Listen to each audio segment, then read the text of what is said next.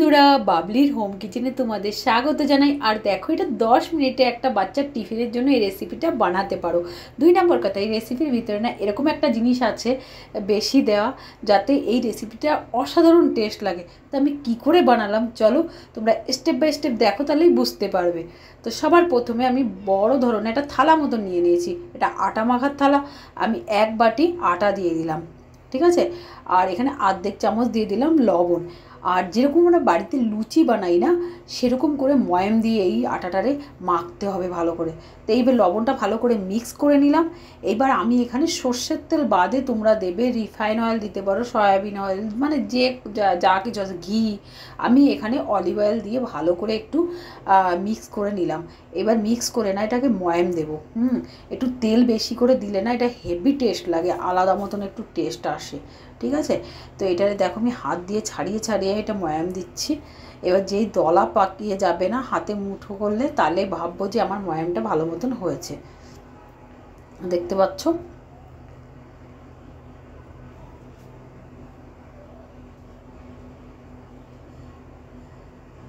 এবার দেখো এই ময়ামটা হয়ে গেছে ভালো মতন। এবার কি করবো, আমি একটা গ্লাসে জল নিয়ে নিয়েছি, অল্প অল্প করে একটু জল দেব।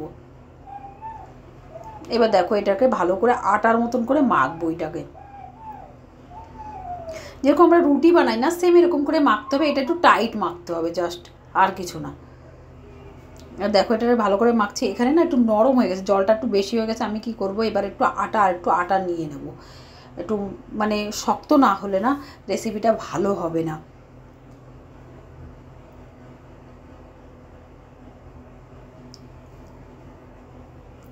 ভালো করে আটাটাকে যদি মাখো না, খুব সুন্দর লাগে খেতে।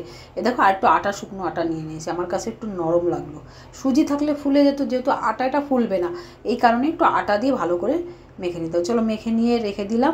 এবার আমি একটা কড়াই নিয়ে নিয়েছি, 2 চামচ তেল দিয়ে দিলাম, সর্ষের তেল। তেলটা গরম হয়ে গেছে জাস্ট। এবার সামান্য সাই জিরা দিয়ে দিলাম, অর্ধেক চামচ। এই জিরাটা একটু হালকা ভাজা হবে। আমি এখানে বড় সাইজের না একটা পেঁয়াজ ছোট ছোট টুকরো করে কেটে রেখেছিলাম, সেটাই দিয়ে দিলাম। খুব সুন্দর লাগে রেসিপিটা। একবার না জাস্ট বানিও তোমরা। বাচ্চাদের টিফিনে দিলে না বাচ্চারা বা করবে। সবার ঘরে আলু অ্যাভেলেবেল থাকে। আর আলু দিয়ে এত সুন্দর একটা রেসিপি, আলু দিয়ে আটার সঙ্গে। আমরা যেরকম সিঙ্গারা টিঙ্গারা খাই, সেটা ময়দার হয়। এবার পেঁয়াজটা যে একটু অর্ধেক ভাজা হয়ে গেছে, এবার আমি অর্ধেক চামচ লবণ দিয়ে দিচ্ছি, অর্ধেক চামচ লঙ্কার গুঁড়ো, আর অর্ধেক চামচ ধনের গুঁড়ো, অর্ধেক চামচ ভাজা জিরের গুঁড়ো। আর এটা দিয়ে দিয়েছি আমি ম্যাগি মশলা। ম্যাগি মশলা দিলে দারুণ একটা টেস্ট আসে। আর 2টো কাঁচা লঙ্কা টুকরো টুকরো কেটে দিয়ে দিলাম। এবার এটাকে কি করবে, মশলাটা একদম গ্যাস কম করে না এবার ভাজবো। আর এখানে 1 মুঠো মতন ধনেপাতা দিয়েছি। আমি সত্যি কথা বলছি, ধনেপাতা একটু বেশি দিলে না এই রেসিপিটা দারুণ লাগে। আমি বলছিলাম না, পরে আবার দেবো। দেখো কতটা ধনেপাতা দিয়েছি। এখানে হলুদ মিশাবো না, যেহেতু উপর দিয়ে না সুন্দর একটা কালার আসবে। হলুদ দিলে সেই কালারটা বোঝা যাবে না, ঠিক আছে। এইবার দেখো, এইবার আমি 3টে আলু না, এই 3টে না, এখানে 4টে মিডিয়াম সাইজের আলু আমি মাঝখান দিয়ে চিড়ে সেদ্ধ করে রেখে দিয়েছিলাম। এটাকে একটা ম্যাশার দিয়ে ম্যাশ করে দেবো এই মশলার সঙ্গে, ঠিক আছে। হেভি তাড়াতাড়ি হয়ে যায় আলু যদি তোমার বয়েল থাকে। এবার দেখো ভালো করে ম্যাশ হয়ে গেল। এইবারে এটারে হালকা গ্যাস করে না উপর নিচে করে এটা ভালো করে ভেজে নেব।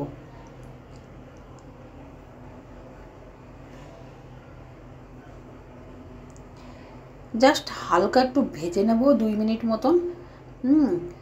তারপরে এই দেখো একটু উল্টতে পাল্টতে ভাজলাম। এখানে আমি একটু লেবুর রস দিয়ে দেবো। লেবুর রস দিলে না একটু টক টক ফ্লেভার আসে হালকা। নয় তোমরা আমচুর দিতে পারো, আমচুর পাউডার। আমি এখানে লেবু দিলাম অল্প একটু, জাস্ট অর্ধেকের অর্ধেক। এইবার এখানে দিয়ে দিলাম লাস্ট গরম মশলা। আবার কি করব, কতটা ধনেপাতা দিয়ে দেবো। এই ধনেপাতাটায় না হেভি দারুণ একটা সেন্ট আসে লাস্টে। প্রথমে দিলাম তেলের উপরে, আবার এখন দিলাম লাস্টে নামানোর আগে। এইবার এটা দেওয়ার পরে মিক্স করার পরে হয়ে যাবে আমার মশলাটা রেডি, ঠিক আছে। প্লিজ নতুন লোক তো আমার সাপোর্ট করো। তোমাদের না সবারই ধন্যবাদ যে এই যে আমার নতুন চ্যানেলটা কিন্তু তোমরা অনেকে পছন্দ করছো। এবার দেখো এই আটাটা মাখা হয়ে গেছে। এবার সেই আটাটা আমি আবার দেখালাম খুলে। সেট হয়ে গেছে ভালোভাবে। তোমরা এই নতুন চ্যানেলটা না একটু সাপোর্ট করো, খুব সুন্দর সুন্দর রেসিপি দেখতে পারবে।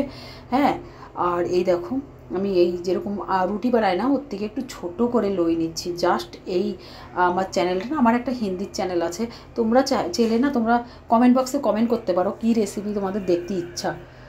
আমি একটু তেল দিয়ে দিলাম। অনেক রেসিপি ছাড়ি, কিন্তু এতে না আলু রেসিপিটা বেশি পছন্দ হচ্ছে, এর জন্য আলু রেসিপিটাই আমি বেশি দিচ্ছি, আলু দিয়ে টিফিন। এবার দেখো এটাকে আমি বেলে নেব জাস্ট। আর পরে না আর বেলাবেলি করবো না, এইভাবে হাতের উপরে নিয়ে রেসিপিটা লাস্টে বানাবো। এবার দেখো এটা না বেশি মোটা না পাতলা, মিডিয়াম টাইপের করে এবার আলু ভরে দেবো এর ভেতরে। না এবার ভরে যেরকম আমরা আলুর পরোটা বানাই না, জাস্ট ওরকমই।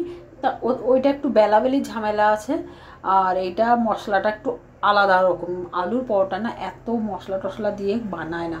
হ্যাঁ, ওটা লাইট। আমাদের এইখানে দিল্লিতে তো জাস্ট আলু মানে এরকম করে একটু তেলের উপর দিয়ে খুবই কম বানাই। দেখো এটা ফোল্ড করে দিলাম, ব্যাস ঢুকিয়ে দিয়ে তারপর উপরের এক্সট্রা পার্ট হাটিয়ে দিলাম।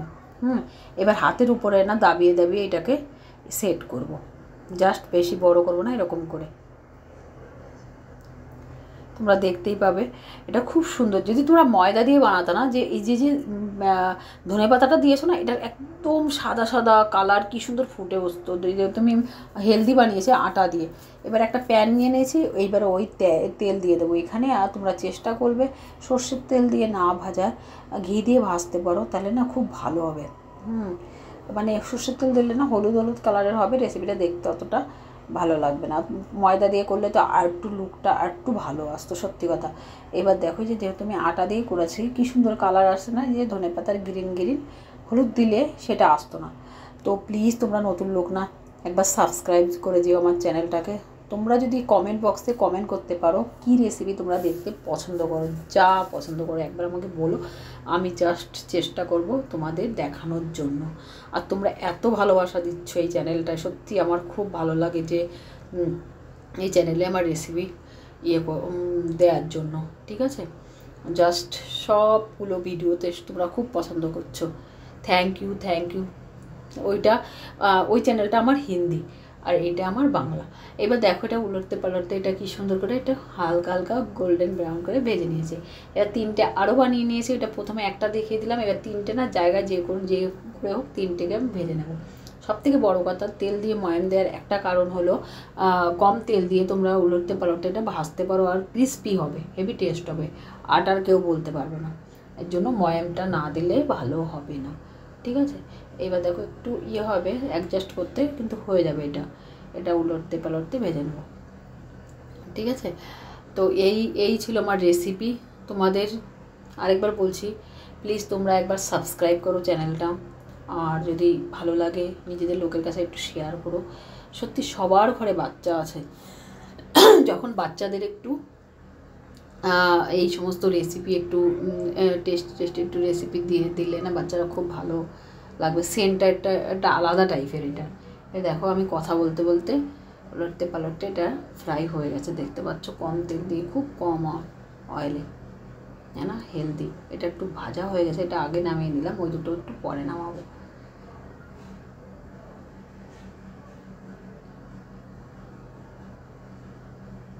ব্যাস আগে একটা নামিয়ে নিয়েছে, এইবার এই দুটো নামিয়ে নেব। ঠিক আছে, আর ময়দা দিয়ে করলে আর একটু লুকটা ভালো আসতো প্লিজ। তো এই ছিল। এবার চলো সার্ভ করে দেখা কি সুন্দর কালার আসছে দেখো। তো প্লিজ প্লিজ প্লিজ মানে দুইবার আবার বলছি, চ্যানেলটাকে সাবস্ক্রাইব করো, লাইক করো, নেক্সট ভিডিওর জন্য অপেক্ষা করো।